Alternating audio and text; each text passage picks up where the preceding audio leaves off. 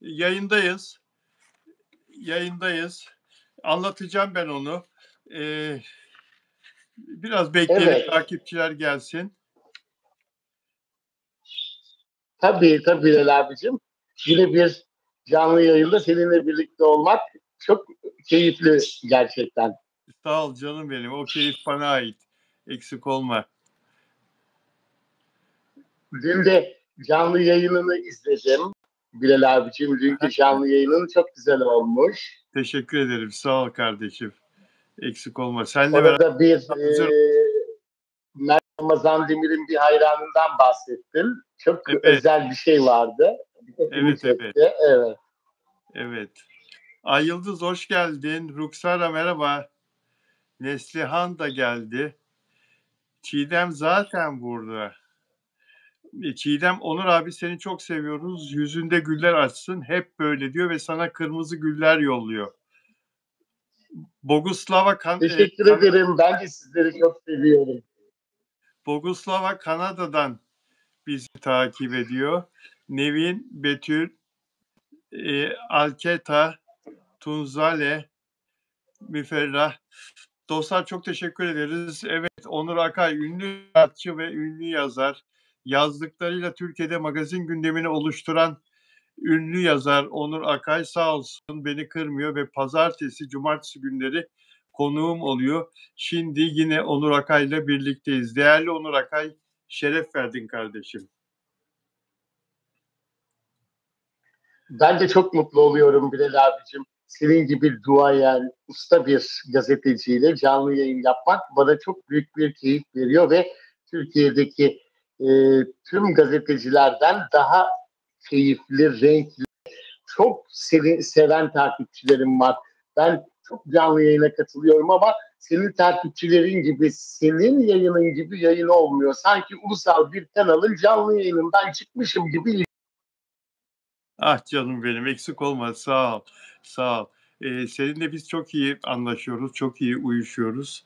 Ve ben de sen de magazini çok seviyoruz ve yakından takip ediyoruz.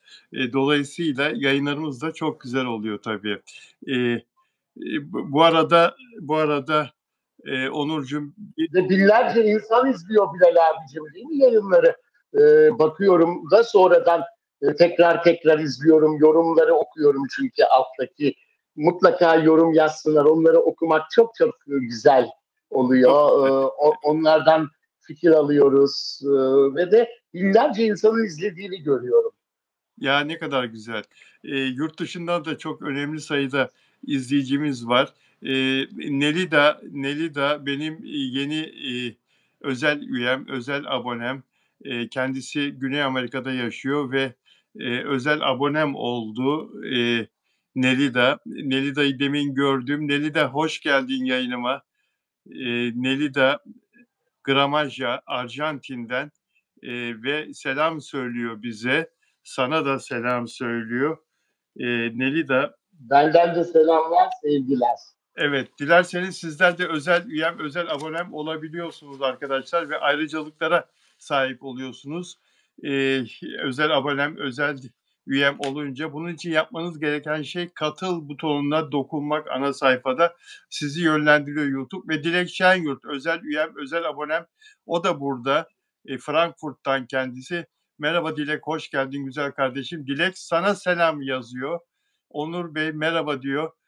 Sizi görmek ne kadar güzel diyor. Onur Akay. Çok teşekkür ederim. Evet. Ben de sizlerle birlikte olmaktan sonsuz mutluyum. İnşallah yine güzel bir canlı yayında keyifli dakikalar geçireceğiz. İnşallah. Şovmeni ve televizyon sunucusu yıldızı kendisi, çok komik bir adam. İnsanları çok güldürüyor. Ve evlendi Gülseren Ceylan'la geçtiğimiz günlerde. 26 yaşında Gülseren Ceylan. Aralarında 42 yaş fark var. Gülseren Ceylan dedi ki bir video çekti. Sevgili Onurcuğum, estetik doktoruna gidip gözlerimi yaptıracağım dedi. Kocam da benimle beraber geliyor. Kızlar, size değer veren insanlarla beraber olun diyor. Yani kocasının onunla beraber estetik doktoruna gelmesine değer bulduğunu, kendisinin hoşuna gittiğini, bu kocasının ona eşlik ettiğini söylemek istiyor.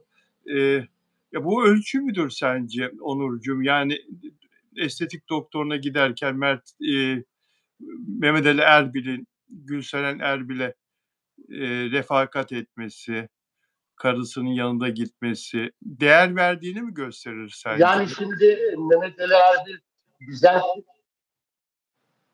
ya e, tam yani bir şey, tam bir değer gösteren bir şey değil ama yine de eşin yanında olması iyi bir şey. Ama Bilal abicim, Mehmet Ali Erbil güzel kızları sever, bilirsin. Sever. Belki estetik doktoru güzelliğini bozar da ne olur ne olmaz diye bir şeyler tarif etmeye gidiyor olabilir yani Mehmet Ali.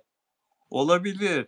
Olabilir de ya kusura bakmasın Mehmet Ali ama ben onu 40 yıllık tanıyan bir gazeteci olarak hep böyle bir soru işareti var bende Mehmet Ali ile ilgili.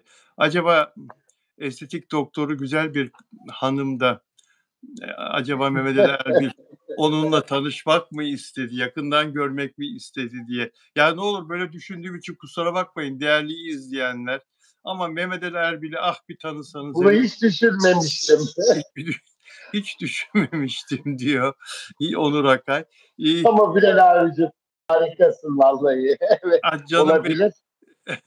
Yok ya bir bak bir de diyor ki Gülseren Ceylan kocasına. Şimdi bunu yayın açıp anlatıyor Gülseren Ceylan. Mehmet Ali de bakıyor diyor öpücük atıyor ekrana. Gülseren diyor ki ya öpücük atma diyor kıskanırım ben seni diyor. Adam hiç rahat durmuyor yani Onur Akay. Karısının yayınında karısı tabii Tabii rahat durmaz Mehmet Ali. kızlarla konuşuyor karısı. Geliyor öpücük atıyor. Ben kıskanırım seni diyor. Yani öpücük atma niye öpücük atıyorsun diyor. Yani haklıyız biraz değil mi? Ama tabii Bilal abicim, ben senin defalarca Mehmet Ali Erbil'le ilgili yorumlarını dinledim. Televizyonda olsun, buradaki canlı yayınlarda.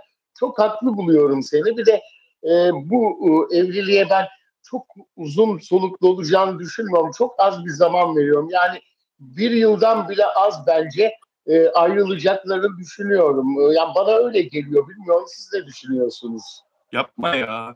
Yani ben süre biçmedim. Çünkü niye biliyor musun? Gülseren Ceylan çok mücadele etti ya bu evlilik olsun diye. Çok uğraştı ya. E, ve Ama onlar defalarca kavga ettiler evlilikten önce de. çok doğru söylüyorsun. Ayrıldılar. Çok doğru. Çok doğru. Defalarca kavga ettiler. Kötü bir şekilde Türkiye. Bir de Evet. başka bir kız vardı. Evet, Nevide Çiçek vardı, biz duyurmuştuk. Ve ondan ayrılınca onu arıyordu. Ondan ayrılınca onu arıyordu. Yani işte e, yine her şey olabilir. İnşallah olmaz. Mutlu olsun Mehmet Ali Erbil, Türkiye'nin sadece şovmen ve en iyi sunucularından değil, aslında en iyi oyuncularından. Konservatuvardan birincilikle mezun olmuş çok değerli bir oyuncudur. Çok doğru. Çok değerli bir tiyatro oyuncusu öncelikle. Dizilerde, sinema filmleri Tabii. başrollerde oynadı. Çok değerli. İnşallah mutlu olurlar ama yani bakalım yani aldatmazsa, uslu durursa yürür ama yani daha O, evvel Gülseren o Ceylan biraz zor. demişti ki Mehmet Ali Erbil deyince daha evvel Gülseren Ceylan bu kız evlenmeden önce birlikte yaşıyorlarken kavgalarından birinin e, meydana geldiği günlerde şöyle bir açıklama yaptığını hatırlıyorum. Adam hiç uslu durmuyor. Evdeki hizmetçiye bile sarktı demişti. Yani Gülseren Ceylan'a evet. hizmetçi anlatmış. Yani öyle şeyler yaparsa tabii zor olur evlilik ama umarım uslanmıştır diyelim. Evet. Afra sana soralım. İnşallah yani.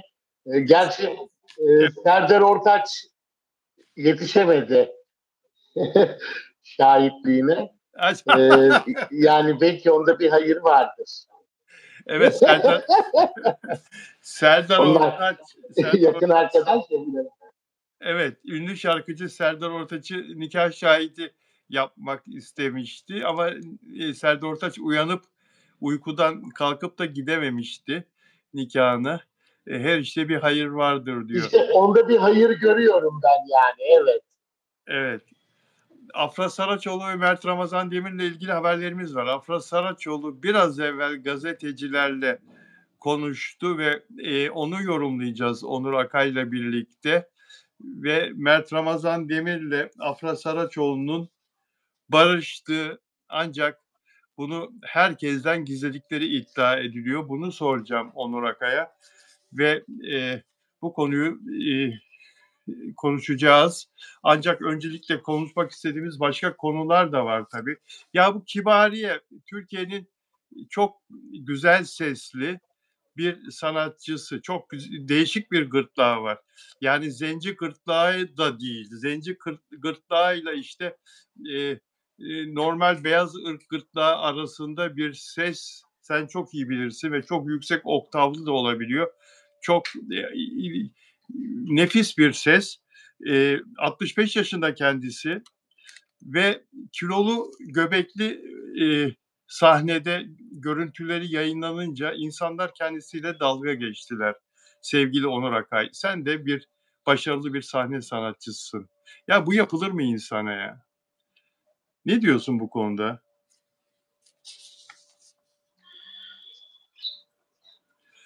Onur Akay. Çok çok yanlış buluyorum Bilal abiciğim. Ses bir an böyle gitti gibi geldi ama iyi şu anda herhalde, değil mi? Evet, sesin güzel geliyor. Çok yanlış buluyorum yani kiloyla değerlendirilmesini. E, Sesi için yıllarca Kibariye'yi zaten dinlemeye gitti herkes. E, Evet.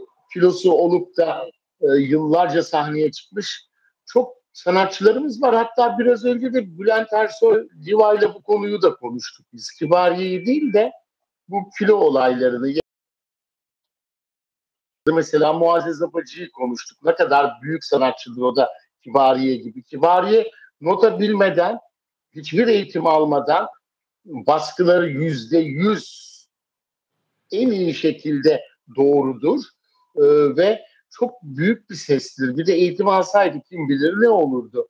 Ee, Onun gibi çok isimler sahneye kiloyla çıktı yıllarca. Bu şekilde artık sosyal medyada herkes bir şeyler yazmak için işte klavyenin başına geçiyor. Yani e, çok dejenere oldu. İşte sanatçıların psikolojisi bundan dolayı bozulabiliyor. Çok şeyler yaşıyorlar. Linç ediyorlar. İşte bu şekilde Kibariye yaptıkları gibi yazılar, sanatçıların ruhu çok incedir Bilal abicim. Hemen onları üzebiliyor. Başka sorunlara neden olabiliyor. Sahneleri bırakıyorlar. İşte eve kapanıyorlar. Çekiliyorlar. Zeki Müren de bunu yaşadı. Zeki Müren de kilosu nedeniyle evden çıkmadı. Ben bunu en yakınlarından defalarca dinledim. Psikolojisi çok çok bozuktu. Kilo ile ilgili hiçbir kelime, hiçbir şey konuşulamazmış evde mesela. Ama mesela bir yerde otururmuş Zeki Bey. Birden biri gelirmiş. Ah Zeki Bey, ne kadar yaşlanmışsınız, ne kadar kilo almışsınız dermiş. O zaman sosyal medya yok, yüzüne. Hala öyle insanlar da var yani. Ne kadar işte incitiyormuş Zeki Bey'i. Şimdi Kibariye'de sosyal medyadan bunları okuyor. Ya da ona okuyorlar. Kibariye'yi okuyorlardır. Anlat söylüyorlardır. Belki söylemiyorlarsa hiç değilse Kibariye'nin okuma yazması yok. Belki de ondan dolayı söylemiyordur yanındakiler. Evet, Holades'te Dominika Republik diyor. Kasida, Hola Kasida Dominik Republik Cumhuriyeti'ne bizden de çok selamlar. Ve Dilek Şenyurt özel abonem biraz önce yazdı. Barıştılarsa niye çıkıp söylemiyorlar diyor.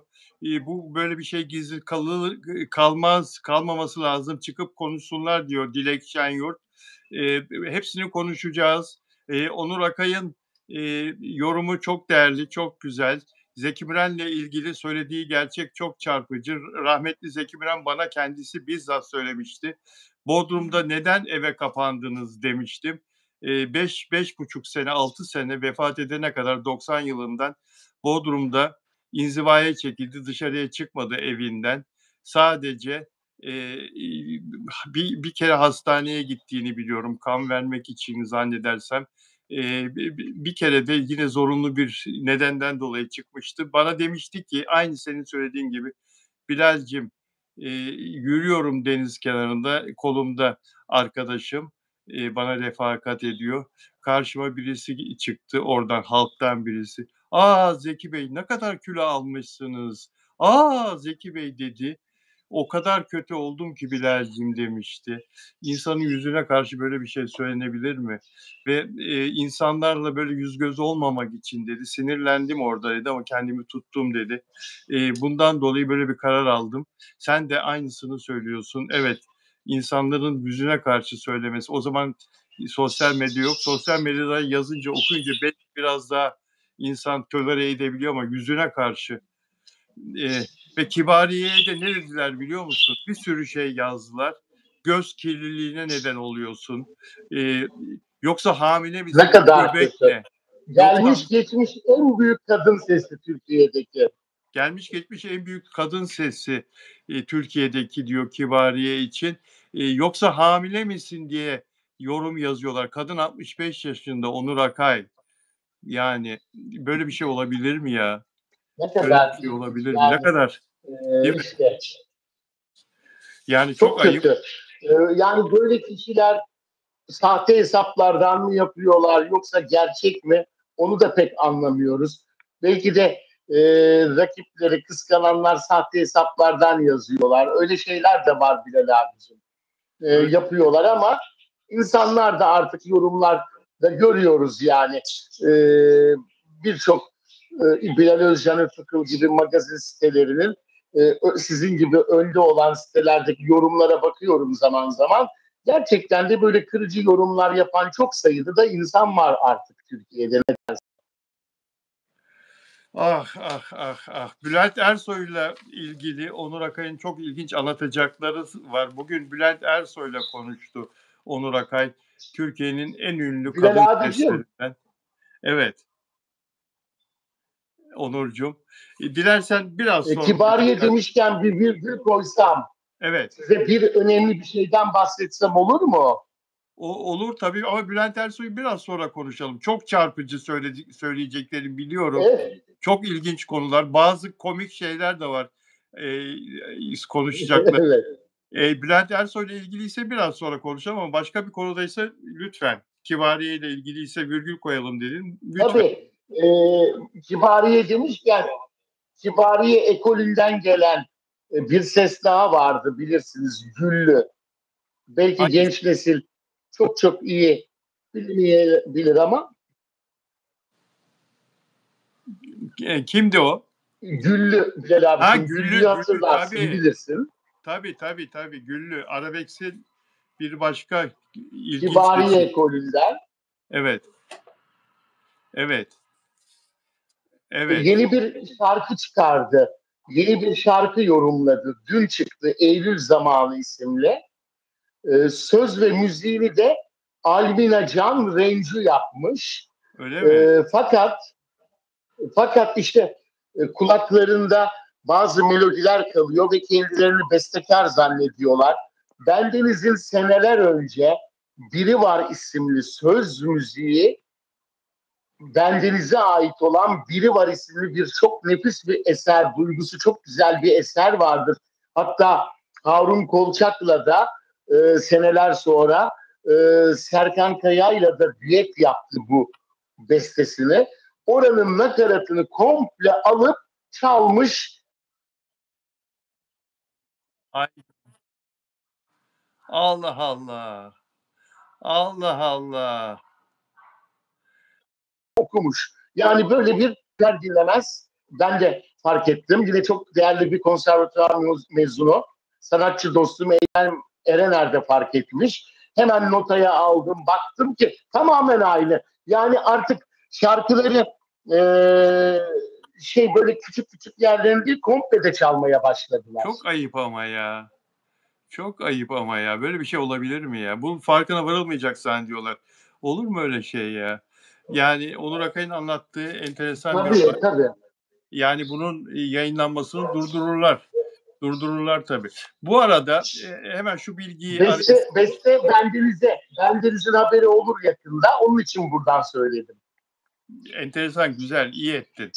Dilek Şenyurt, ben artık pes ediyorum. Afram konusunda artık körü körüne de sabit olamıyorum. Çünkü hiçbir hareket yok. Görüntü de eğer olursa gönül ister beraber olsunlar.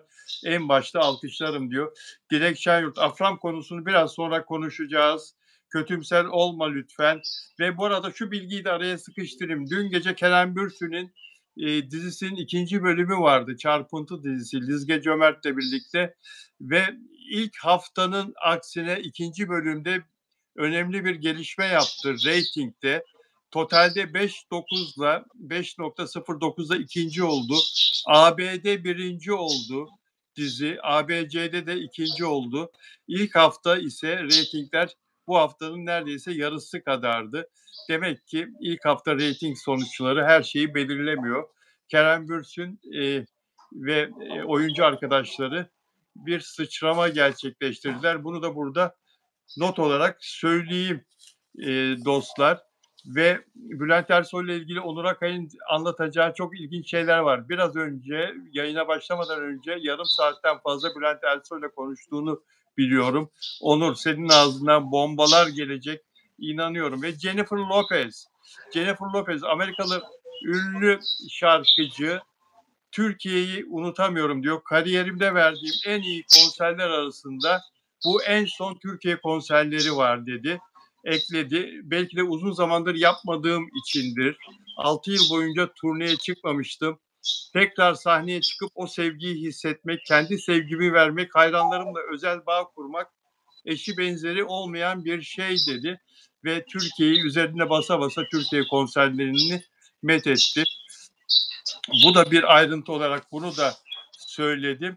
Ve Bülent Ersoy ile ilgili ben sana bırakıyorum sözü. Dün İstanbul konseri vardı. Bilal abicim. O konserde bazı sözler söyledi. Seyirciyi güldürdü. Uyuşuk adamı hiç sevmem. Tokatlar yataktan atarım dedi mesela. Ne konuştunuz Bülent Ersoy'la bugün?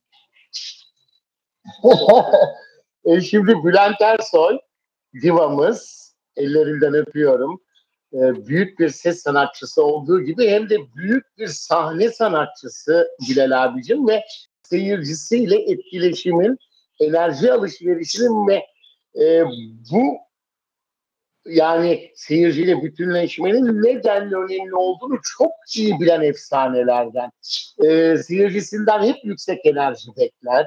İşte bu sözü seyirciye yani seyirciyi provoke etmek, onları uyandırmak ve aralarında böyle samimi gülünen bir bağ kurmak için söylediği zaten açık. Zaten ama salonunda kahkahaya boğulmasından belli. Tamam çok güldü insanlar ama hiç uyuşuk adamı tokatlar yataktan atarım. Yani burada belli ki bir şeyler denenmiş zamanında, birilerini yataktan atmış herhalde ya. Bu konuda bir şey... Yani diva kimliğinin bir parçası. Diva kimliği var. Kesinlikle. Ben ara sıra sorarım Bülent Hanım'a. Sordum. Bugün de bir yarım saat konuştuk. Beni aradı. Kendisini çok seviyorum. Beni güldürür. Ben Bülent Hanım'ı güldürürüm. Anıları konuşuruz. Türk musikisinden konuşuruz. Bugün de yemeklerden konuştuk. Bülent Hanım'ın dün gece canı köfte isteyince TRT'nin çok başarılı sanatçılarından Meysem Özşimşir hemen gel Bülent Hanım ben sana köfte yapayım demiş. Çok da güzel yapıyormuş Meysem. Ben öyle köftesini yemedim ama bana daha önce de Meysem söylemişti. O da TRT'nin çok güzel seslerindendir. Benim de bir eserimi TRT'de yorumlamıştı. Çok severim. Bülent Hanım da bu saatte kıymayı nereden bulacağız ayol demiş. Ama bende var demiş ve hemen hazırlamış mercimek çorbası, köfte, pilav, çok güzel bir kavun başka bir yerden getirmiş. Bülent Hanım'a geç saatlerde böyle bir sofra hazırlamış. Ben de onu yazmıştım. Onu konuşurken Bülent Ersoy bana şey dedi, biliyorsunuz dedi, benim yeme şeyim nasıl bir homini gırtlak olduğunu kendine her zaman söyler. Zayıflama doktorlarına inat yemeye devam ediyorum. Allah Allah. O Allah çok Allah. neşeliydi. Ben de dedim acaba dedim hayatında biri mi var Bülent Bravo. abicim? Bir sevgili ismi var. Bülent ablacığım dedim yine İzmir'den. Hep İzmir'den çıktığı için eşleri biliyorsunuz. Öyle bir şey mi var yoksa falan dedim. Önce biraz güldü falan ama sonra çocuğum ben bıraktım bu işleri artık dedi. Öyle mi? Yani olsaydı eğer sevgilisi söyleseydi burada açıklayacaktım. Bir de bana şey dedi Bilal abi. Hapse girdin mi ayol sen? Evet. Ben Bülent ablacığım itirazımız kabul edilmiş girmedim deyince vah vah girseydim parti verecektim evde dedi. Şaka söylüyor tabii. Öyle Söylüyor. şaka tabii takılıyor böyle güldürmek için. Bülent Hanım'ın o esprilerini çok severim zaten. Evet. Sohbet ettik, konuştuk. Ama biliyorsunuz Bülent Hanım yapar yani. Ben sorarım ara sıra kendisine. Tabii yaparım çocuğum. Sağım solum belli olmaz. Vurdum mu adamı atarım yataktan der yani. Der. Bana sen bir şey anlatmıştın. Yıllar önce Bülent Ersoy'un evliliğinde Armağan'la evliyken, Armağan Bey'le evliyken Armağan Bey'e bir şaka yapmışsın sen. Onu biz anlatsana lütfen seyircilerimiz Evet. de bilsin, duysun. Aslında hep telefonlarla yaparız şakaları. Evet. Bazı konservatuvardaki arkadaşlarımı bile o zamanlar şimdi meşhur olanlar var isim vermeyeyim ama Bilal abicim Muzaffer Özpınar bilirsin. O zamanlar es müzik vardı. Raks müziğin başka bir kolu. Evet. Gümüş Suyu'nda plak şirketinin başındaydı. Ben de bildiğim için Bülent Hanım'ın da Muzaffer Özpınar'a Muzo diye hitap ettiğini bildiğim için çok Müzik böyle yönetmeni. yetenekli, güzel Evet, müzik Muzaffer Özpınar müzik yönetmeni. yönetmeni, Bülent Ersoy'un orkestrasının yönetmeni. Evet, Aynen. evet, O zamanlarda plak şirketinin başındaydı. evet. Ben de aramıştım kendisini. Muzo nasılsın deyince sultanım ne emredersin? Fevkaladenin fevkinde beğendiğim bir kızımız var. Hemen şirkete alıyorsunuz dedim. Aldılar. Ondan sonra da tabii meşhur oldu. Çok Zaman zaman Bülent Hanım'a söylemiş gönderdiniz kızı şapı. Ben göndermedim ayol demiş. Sen yaşlandın bunadın herhalde. Bunun gibi daha neler neler. Ben biraz böyle gençlikte, küçüklük yaşlarında birazcık da böyle şeydim, hareketli biriydim. Bülent Hanım ne çekti benden sonra Bilal abicim. O dediğin konuda da ayrıldığı, boşandığı işi çekim yaptırıyordu. Ben de arkasından gidince, onu görünce arkasından gittim. Armağan çocuğum nasılsın, ne yapıyorsun deyince zıpladı havaya. Bütün hava yollarının kızları gülmeye başladı tabii. çok güzel.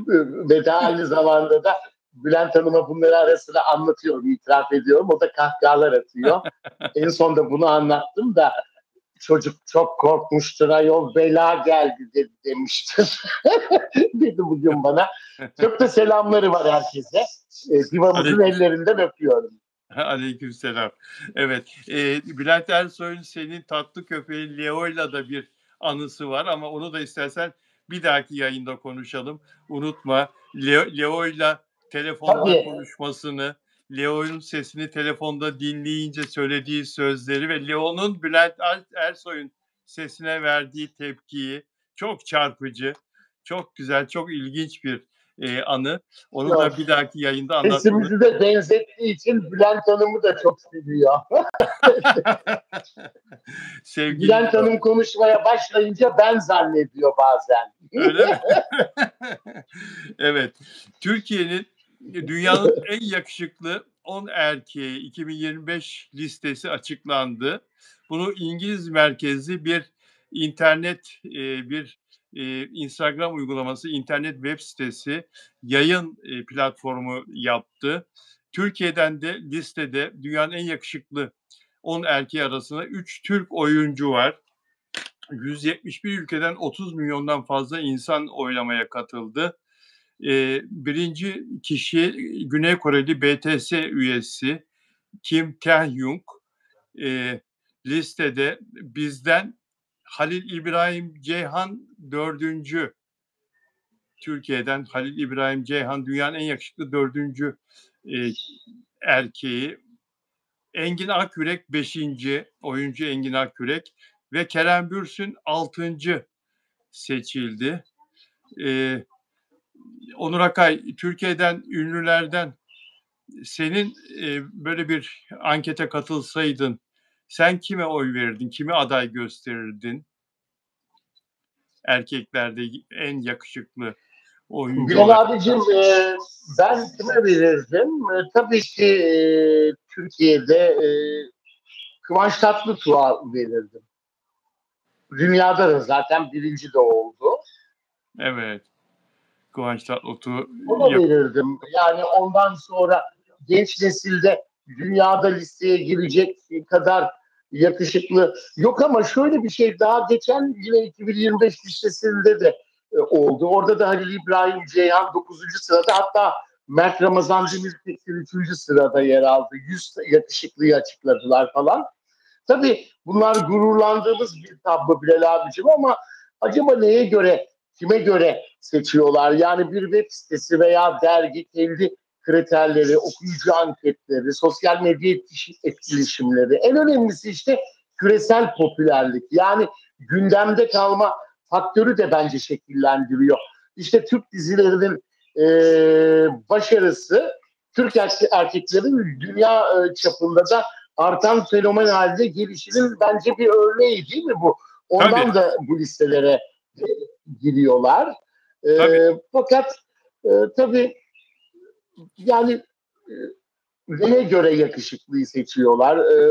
İşte birazcık tabii o kampanyanın arkasını dolduracak gerçek bir popülerlik, kitlenin desteği. Bir de şey de lazım yani, kampanyaların yönetirken kişilerin çalıştığı, mesela Kerem Bürsin'in ekibi Kerem Bürsin'i çok iyi yönlendiriyor. Can Yaman zaten İtalya'da da başarılı işler yapınca da bu listelere girdi. Ama en önemli şey sanatçının fanı. Yani Evet. fanlar. Mesela şu anda bizi Mert Ramazan Demir'in fanları izliyorlar, eminim. Fanlardan da kaynaklanıyor. Mesela Mert Ramazan Demir'i listeye koysunlar. Bence dünyanın en yakışıklısını seçerler hemen bütün fanları. Girer devreye dünya genelinden. Bunlar da etkili, yani sadece yakışıklılıkla ilgili falan olduğunu düşünmüyorum. Tabii sonuçta bir oylama bu. Kimin oyu daha fazla olursa o listede yukarıya çıkıyor. Dediğin gibi bu oyları verenler de onları sevenler, hayranlar, fanlar yani sonuçta. Evet, popüler olmakla da çok alakalı, gündemde olmakla da çok alakalı. Çok çok doğru söylüyorsun, katılıyorum. Türk dizileri dünyayı dolaştıkça yıldızlarımız da, oyuncularımız da tanınıyor dünya ülkelerinde ve bu tür oylamalarda da onlar da gerekli ilgiyi görüyorlar. Çok doğru söylüyorsun sevgili Onur Akay. Peki Serdar Ortaç'ın hayatını Kubilay Aka oynayacak diye biliyorduk. Biz sinema filmi çekilecekti Serdar Ortaç'ın hayatının anlatılacağı. Kubilay Aka bir açıklama yaptı dün. Ya dedi bana bu konuda hiç teklif gelmedi biliyor musunuz dedi. Hiç teklif almadım dedi. Serdar Ortaç isim vermemişti ama benim hayatım sinema filmi olacak diye bu projeden söz etmişti bundan 5-6 ay kadar önce. Şimdi Kubilay Akan'ın böyle bir anlaşması vardı da bozuldu mu ya da hiç yapılmadı mı ya da yani ateş olmayan yerden de duman çıkmaz ama peki Kubilay Akay'ı yok varsayalım. Serdar Ortaç'ın hayatı bence bana göre eğer bir sinema filmi yapılacaksa yapılması, çekilmesi gereken en önemli, en önde sanatçılardan biri.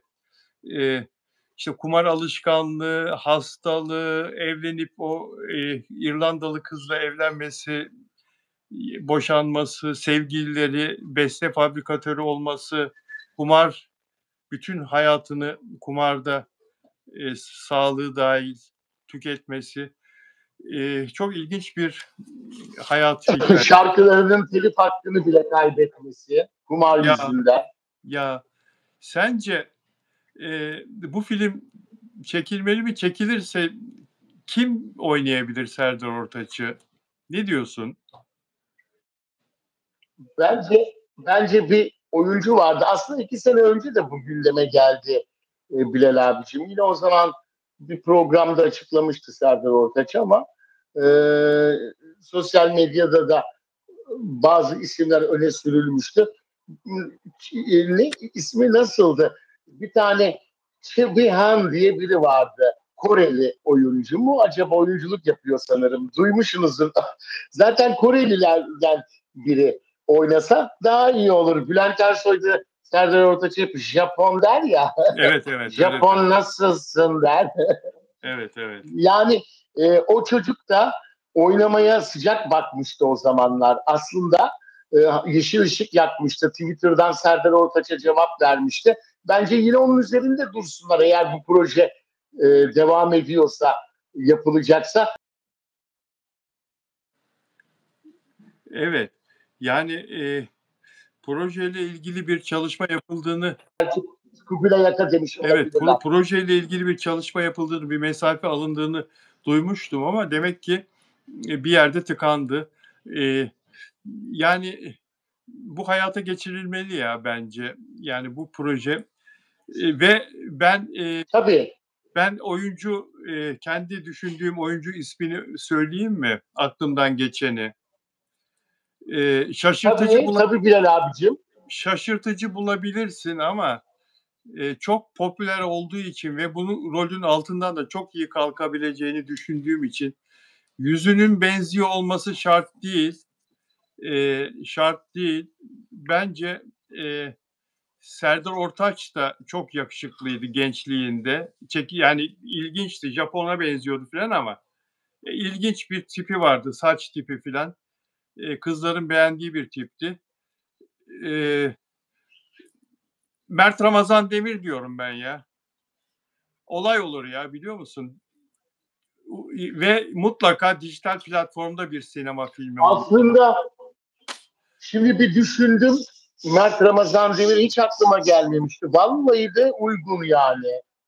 Eee, Ama tabii şimdi onu benzeyebiliyor. Benzer de olabilir aslında ayarlasalar. Bir eski Olabilir. fotoğrafları geldi gözüme. Fakat kaşları alınması lazım biraz. Tabii çok farklı kaş yapıları var.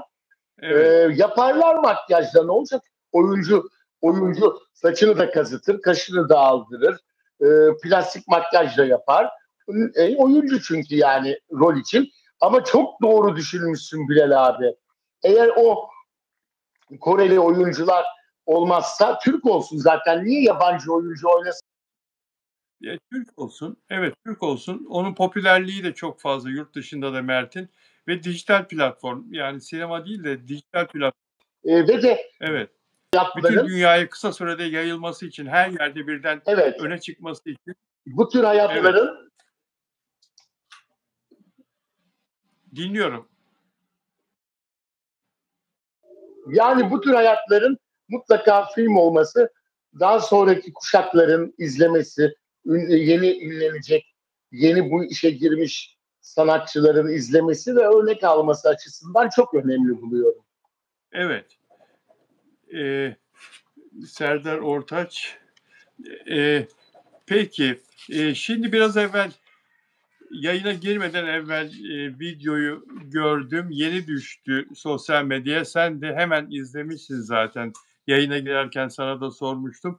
Afra Saraçoğlu'nun, gazeteci arkadaşlar, bir binaya girerken görüyorlar. Daha doğrusu oraya gideceğini haber alıyorlar. Mutlaka kendilerine, söyleniyor bir şekilde Afra Saraçoğlu şu adrese gidecek diye. Bir plazanın kapısında Afra kapıyı açtırmaya çalışıyor aşağıdan. Eee, ve arkadaşlar mikrofon uzatıyorlar kendisine.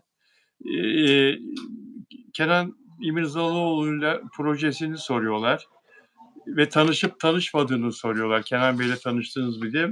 Evet. Tanışma fırsatı daha olmadı diyor. Acelem var şimdi kusura bakmayın diyor.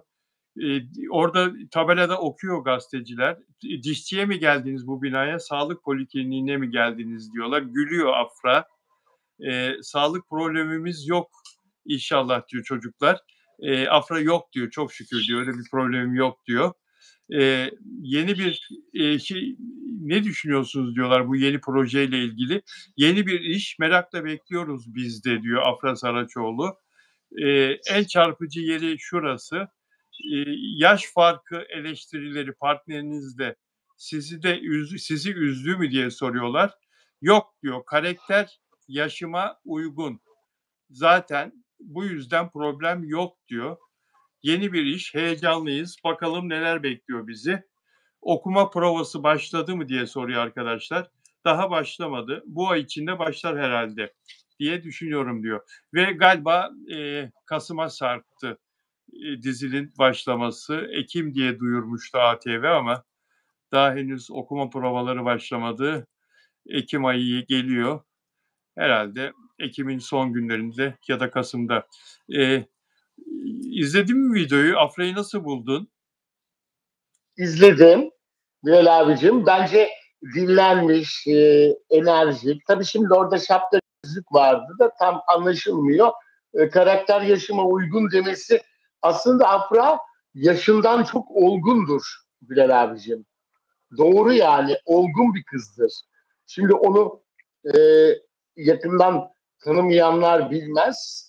E, Farklıdır yani e, eğlencelerde olsun, katıldığı partilerde, hayatında hiç böyle yaşının kızı değildir. Çok nadir öyle coşar, eğlenir. Ama olgunluğu vardır. Yani Kenan İmirzalıoğlu'yla da çok iyi anlaşacaktır. Yalı Çapkını'nda da usta oyuncularla onlara çok saygı duyar. Onlar bilgi alışverişi yapar. Oyunculuk hakkında bilgiler alır. Hepsiyle sohbet eder. Hiç kimseyi bekletmez. Bazı Afra gibi, Mert Ramazan Demir gibi star olmuş oyuncular geç gelir. Bütün o usta yıllarını vermiş oyuncular sette beklemek zorunda kalır. Bunlarda en ufak böyle bir şey yoktur. İkisinin de yüreği çok iyidir yani. Evet gecikti. 2 bölüm çekmeden zaten giremezler. 2 paket. Evet. Evet. Onur Akay evet, Onur Akay bir aksam oldu internetinde Onur. Onur bizi duyuyor musun? Onur Akay. Sevgili Onur Akay. Ben duyuyorum Bilal abicim. Benim gelmedi mi sesim? Tamam, bir ara bir kesinti oldu. Duyuyorsun. Evet, biz de seni duyuyoruz şimdi. Çok iyi duyuyoruz. Ve Amerika'da kendisine çok dikkat etmiş.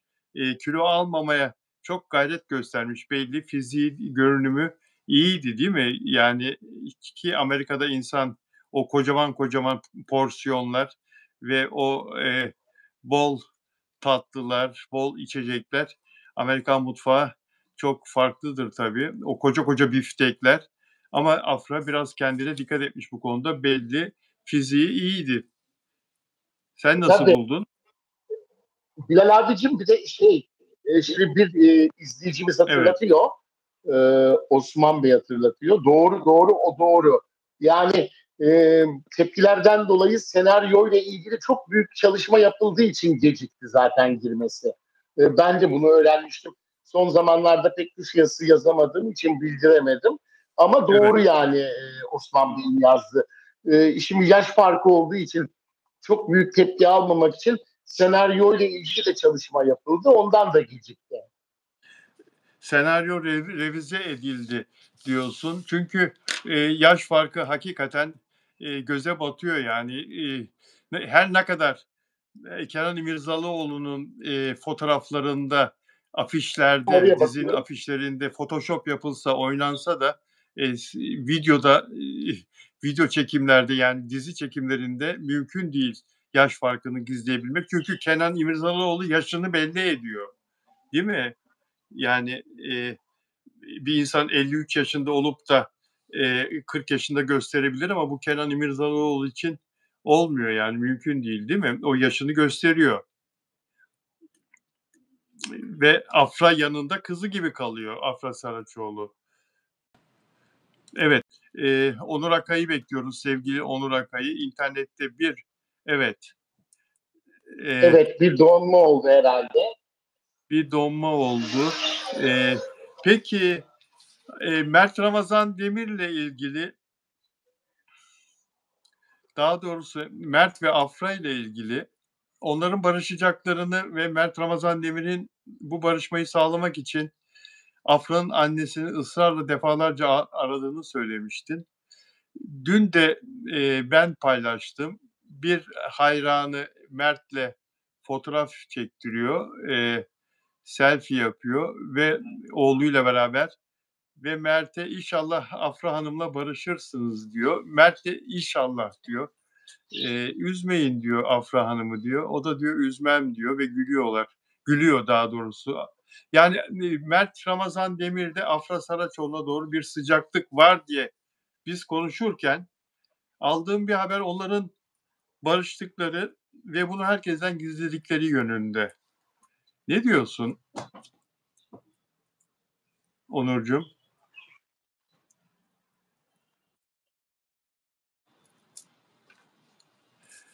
Sevgili Onur Akay. Sevgili Onur Akay. Onur Akay, bir kontrol eder misin internetini? Sevgili Onur Akay.